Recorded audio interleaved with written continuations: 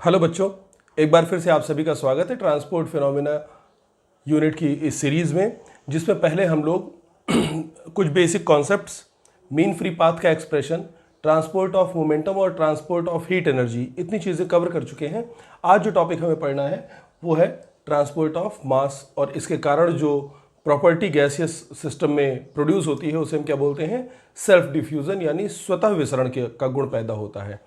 तो जैसे आपने देखा कि डिफरेंट काइनेटिक एनर्जी होने के कारण या डिफरेंट वेलोसिटीज़ होने के कारण लेयर्स एक दूसरे से क्या करती हैं, मोमेंटम का एक्सचेंज करती हैं। डिफरेंट टेम्परेचर होने के कारण क्या होता है, हीट का एक्सचेंज करती हैं। वैसे ही अगर लेयर्स की कंसंट्रेशन यानी number of molecules per unit volume, ठीक है, अगर ये अलग अलग है तो ये भी एक इनइक्विलिब्रियम की स्टेट है, यानी ये इक्विलिब्रियम की स्टेट नहीं है। तो हर लेयर की कंसंट्रेशन अगर अलग अलग है, जिसको सामान्य भाषा में हम लोग डेंसिटी बोल सकते हैं, ठीक है, वो अगर अलग अलग है तो जब तक सारी लेयर्स की डेंसिटी सेम नहीं हो जाती है, हाई कंसंट्रेशन वाली लेयर लो कंसंट्रेशन वाली लेयर में मॉलिक्यूल्स को लगातार क्या करती रहती है, ट्रांसपोर्ट करती रहती है, जिसके कारण गैस में सेल्फ डिफ्यूज़न का प्रॉपर्टी पैदा होती है। तो देर न करते हुए हम लोग देखते हैं इसका मैथमेटिकल एक्सप्रेशन। तो देखते हैं बच्चों, सेल्फ डिफ्यूज़न का एक्सप्रेशन फाइंड करने की एक कोशिश यहाँ हम लोग कर रहे हैं। और ये अब तो ज़्यादातर यूनिवर्सिटीज़ में क्या हो गया, ऑब्जेक्टिव पेपर होते हैं बीएससी फर्स्ट ईयर में, लेकिन जिन यूनिवर्सिटीज़ में ये टॉपिक बीएससी सेकेंड ईयर या थर्ड सेमेस्टर फोर्थ सेमेस्टर में होता है, वहाँ पर ये पूरा थ्योरेटिकल टॉपिक आता है और वहाँ पर ये सारे प्रूफ बहुत इंपॉर्टेंट हो जाते हैं। तो यहाँ पर क्या है, मैंने देखे एक गैसियस सिस्टम लिया है जो डिफरेंट लेयर्स के फॉर्म में फ्लो हो रहा है पॉजिटिव एक्स एक्सिस की तरफ, और इसमें क्या है कि इसकी लेयर्स की कंसंट्रेशन सेम नहीं है, यानी इस गैसियस सिस्टम में जो इक्विलिब्रियम की स्टेट नहीं आ पा रही है वो इनकी कंसंट्रेशन के कारण नहीं आ पा रही है। ठीक है, अब देखिए इक्विलिब्रियम कब स्टैब्लिश होगा, जब इन सब की लेयर्स क्या हो जाए, इन सब सारी लेयर्स की कंसंट्रेशन सेम हो जाएगी।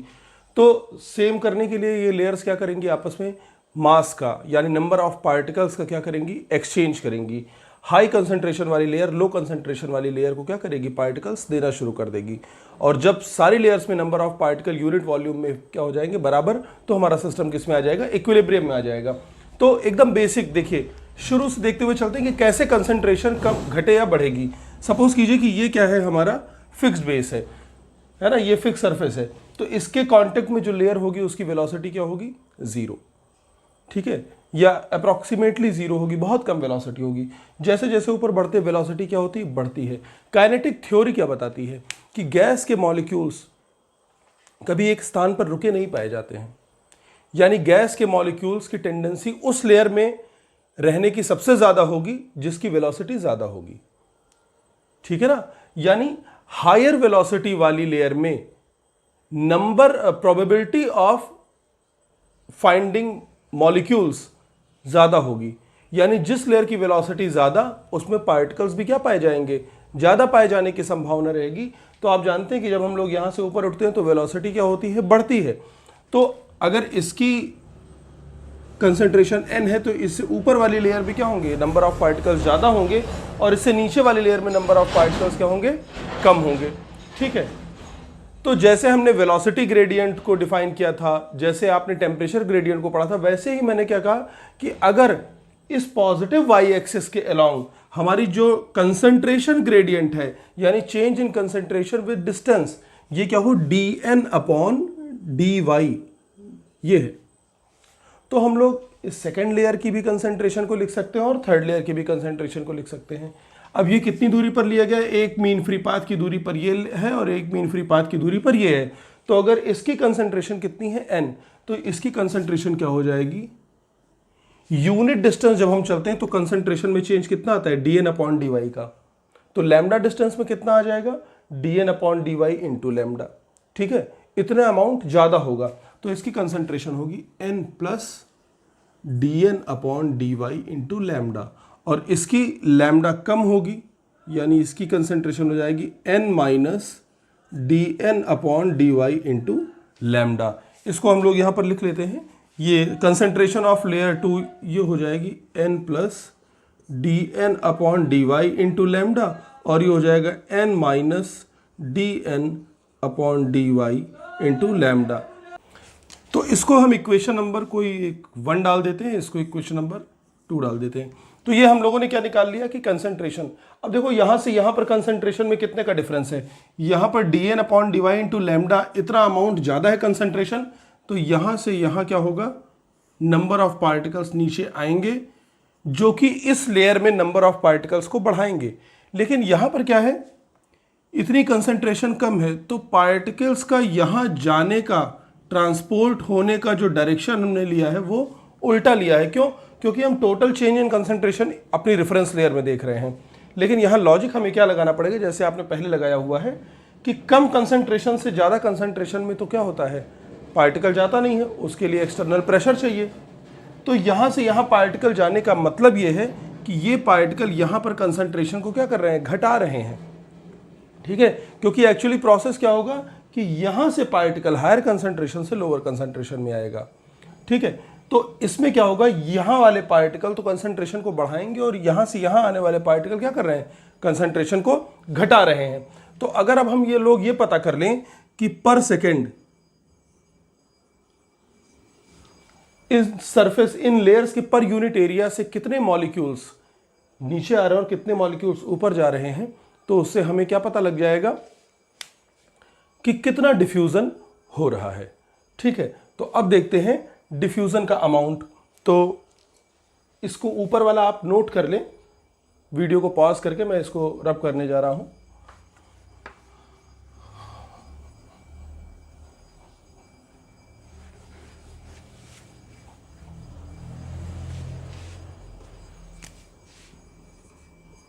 ये लेयर 2 का है n plus D N upon D Y.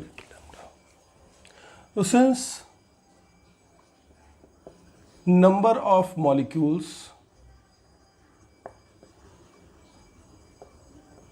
Transported per unit area per second along positive और नेगेटिव वाई एक्सिस इज। देखो एक बार फिर से इसको बता दे रहा हूं। जैसे ये सपोज कीजिए कि ये कैप जो है ये एक पार्टिकल है ना। अब इसकी 3 टेंडेंसी है, या तो ये एक्स की तरफ जाएगा, या तो वाई की तरफ जाएगा, या तो ये जेड की तरफ जाएगा। यानी वाई एक्सिस की तरफ इसकी जाने की टेंडेंसी कितनी हो गई, प्रोबेबिलिटी हो गई 1/3, 1/3। क्लियर है ना। अब ये पार्टिकल अगर वाई एक्सिस की तरफ मूव कर रहा है तो या तो अपनी पोजीशन से पॉजिटिव वाई पर जाएगा, या तो अपनी पोजीशन से नेगेटिव वाई पर जाएगा। यानी इसकी प्रोबेबिलिटी पॉजिटिव वाई पर जाने की कितनी हो गई, 1/3 की आधी, और नेगेटिव वाई की तरफ जाने की कितनी हो गई, 1/3 की आधी। यानी किसी पार्टिकल के स्पेस में पॉजिटिव वाई या नेगेटिव वाई की तरफ जाने की जो प्रोबेबिलिटी है वो कितनी होगी, 1/6। ठीक, अब अगर इस पार्टिकल की एवरेज वेलोसिटी क्या हो, c, कितनी हो, स्मॉल c, तो पर सेकेंड उन पार्टिकल्स के नंबर जिनकी प्रोबेबिलिटी पॉजिटिव या नेगेटिव वाई एक्सिस की तरफ जाने की है वो कितनी हो जाएगी, c/6। और यही चीज आपको ट्रांसपोर्ट ऑफ मोमेंटम से मैं समझा रहा हूं। ठीक है, ये हो जाएगी। देयरफॉर अब हम देखते हैं कि कितना ट्रांसफर हुआ है। तो डेल्टा n1 यानी therefore number of molecules transported from 2 to 1, 2 से 1 में आने वाले। ठीक है, तो हम देखते हैं कंसंट्रेशन का डिफरेंस कितना है और कितने मॉलिक्यूल्स आ रहे हैं। तो इसको डेल्टा n 2 to 1 लिख दे रहा हूं, 2 से 1 में आने वाले। ठीक है, ये हो जाएंगे हमारे c/6 into difference of concentration. तो difference of concentration higher to lower, मतलब जहां से आ रहा है और जहां जा रहा है वो लिखेंगे हम। तो लिखेंगे n plus D N upon D y lambda minus n, ये कैंसिल हो जाएगा और ये आ जाएगा हमारा c d N upon D y into lambda. इसको कोई आप इक्वेशन नंबर दे दीजिए, equation number 3A। Similarly number of molecules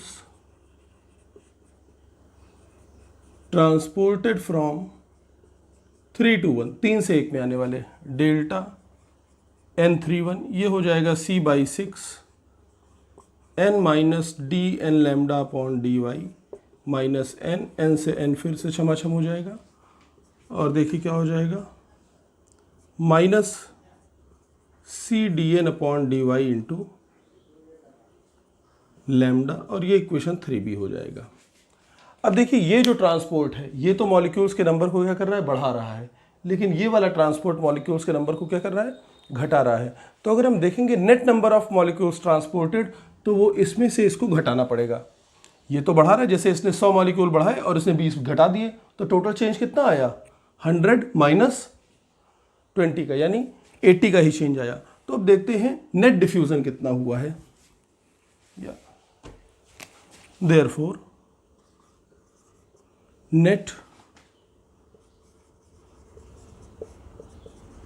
transport of molecules between layers per unit area per second, delta n ये हो जाएगा delta n21 minus delta n31, बढ़ाने वाला कंसंट्रेशन बढ़ाने वाले मॉलिक्यूल्स माइनस कंसंट्रेशन घटाने वाले मॉलिक्यूल्स। ये माइनस का साइन माइनस के साथ प्लस हो जाएगा, यानी हो जाएगा हमारा c d n d y lambda minus minus c d n d y lambda,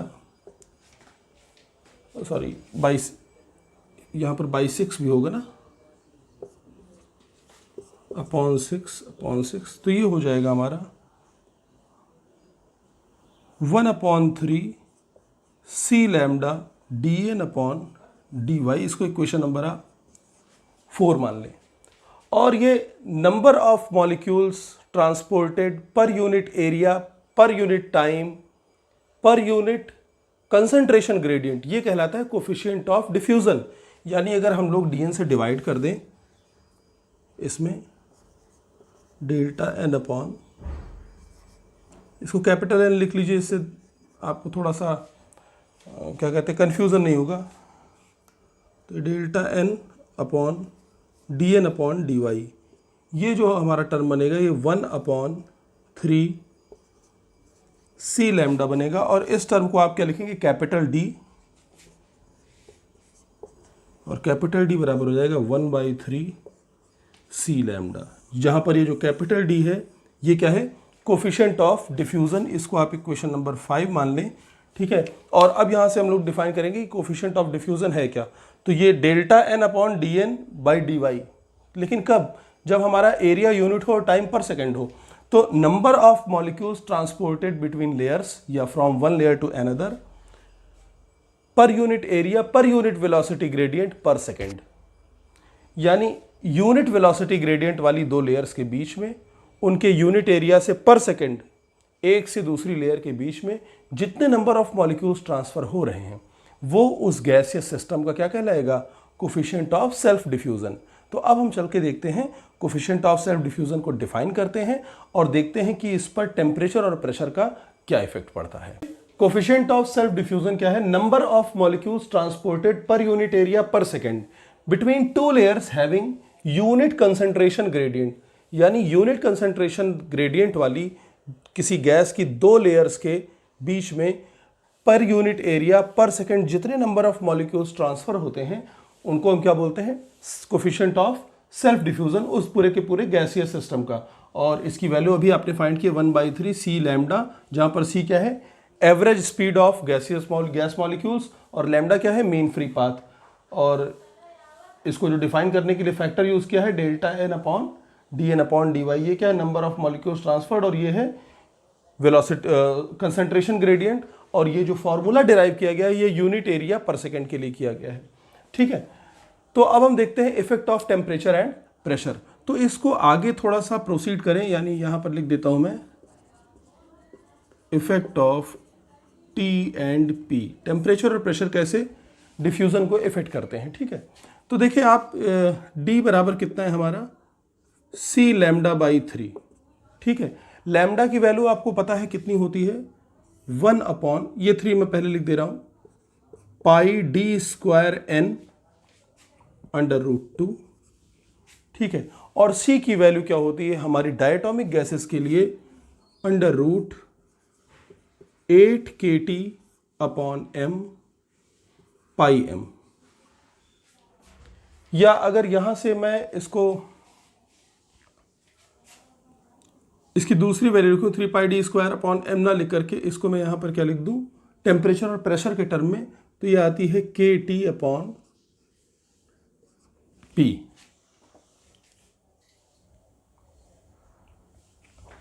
ठीक है ना, ये कितनी आती है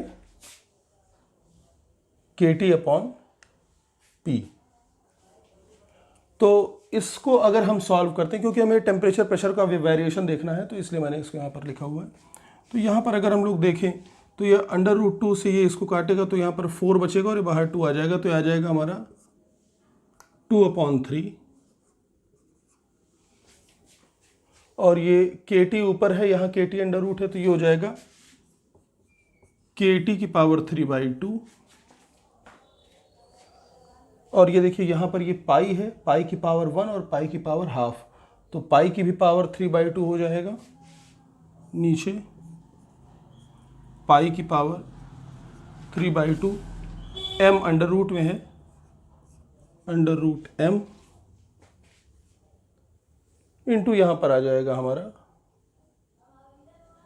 p इंटू डी स्क्वायर।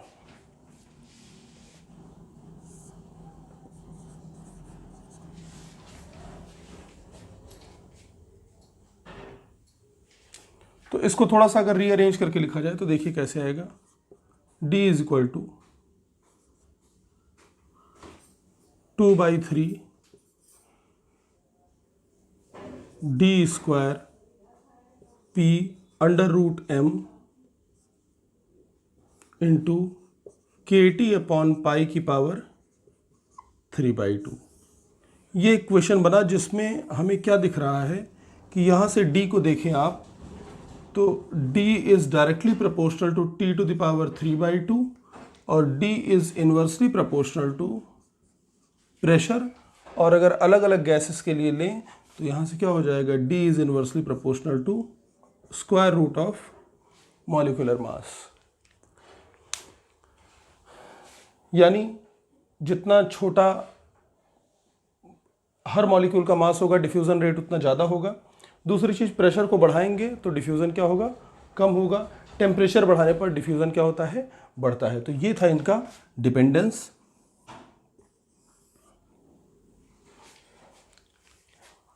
अब देखते हैं कि विस्कोसिटी के साथ, क्योंकि विस्कोसिटी भी डेंसिटी से रिलेटेड प्रॉपर्टी है और जो डिफ्यूज़न है ये भी कंसंट्रेशन या डेंसिटी से रिलेटेड है, तो देखते हैं किस तरीके से डी और ईटा आपस में क्या है, कनेक्टेड है। तो देखते हैं बच्चों कि डी का फॉर्मूला क्या है, सी लैम्डा अपॉन 3, ये हम लोगों ने डिराइव किया, और ईटा का फॉर्मूला क्या, सी लैम्डा रो अपॉन 3 किया था। यानी ये इतना जो टर्म है ये क्या है, डी के बराबर है। तो हम लोग क्या लिख सकते हैं, eta is equal to d into rho, या डी इज इक्वल टू क्या हो जाएगा, ईटा अपॉन रो। ये हो गया फॉर्मूला, ये हो गया इनके बीच के रिलेशन। लेकिन एक्सपेरिमेंटली जो वैल्यूज आई वो इससे डेविएट कर रही थी, और इसमें जो संशोधन किया गया वो d is equal to 1.4 eta upon rho. तो 1.4 इस फैक्टर का करेक्शन किया गया। तो ये इतनी चीज़ें थी किससे, ट्रांसपोर्टेशन ऑफ मास या सेल्फ डिफ्यूजन से रिलेटेड। तो इस तरीके से आपका जो ट्रांसपोर्ट फिनोमेना है इसमें तीनों तरह के ट्रांसपोर्ट आपके खत्म हो चुके हैं। इन लेक्चर्स को देखिए और घर पर रहिए, सुरक्षित रहिए, स्वस्थ रहिए, अपनी पढ़ाई को जारी रखिए। मिलते हैं अगले भाग में। धन्यवाद।